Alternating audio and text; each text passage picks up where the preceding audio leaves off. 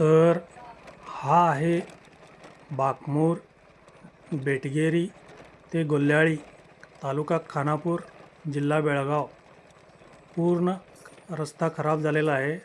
रस्त्याची अवस्था बघू शकता, पूर्ण खराब स्थितीमध्ये आहे.